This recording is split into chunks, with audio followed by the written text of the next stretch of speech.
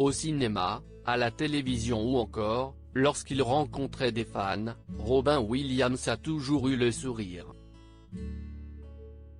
Si le comédien était très apprécié du public, il s'est suicidé il y a plus de 6 ans. Un drame difficile à accepter pour ceux qui l'admiraient. Et pour cause, il n'a jamais montré de signe de faiblesse. Interrogé par The Guardian, sa veuve, Suzanne Schneider-Williams a expliqué, il a gardé la face en public durant longtemps. Mais, en coulisses, on savait depuis un moment que quelque chose n'allait pas.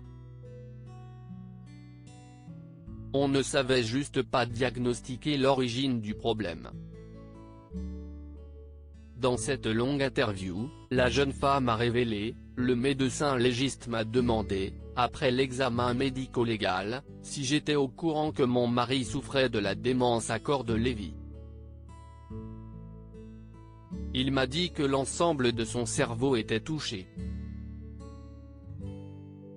Je ne savais même pas encore de quoi il s'agissait.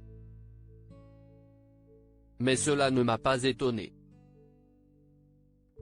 L'idée que quelque chose avait pris possession des pensées de mon mari éclaircissait en fait beaucoup de choses.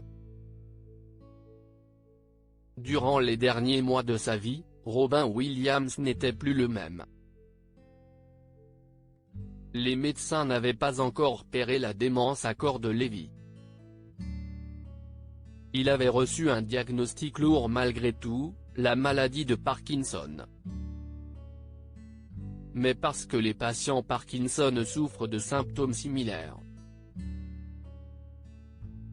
Je me posais malgré tout des questions, car cette maladie ne pouvait pas expliquer à elle seule ces changements d'humeur si soudains.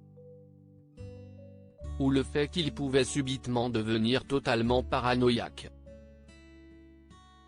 Ce n'était pas du tout dans sa nature, et c'était ce qui m'inquiétait le plus, a expliqué la veuve de la star du cercle des poètes disparus. Alors qu'il avait conscience qu'il n'était plus le même, Suzanne Schneider-Williams a ajouté, tout le monde remarquait qu'il avait changé, mais sans comprendre pourquoi. Nous avions rendez-vous chez le neurologue, parce que je me posais des questions sur le diagnostic qu'on lui avait posé.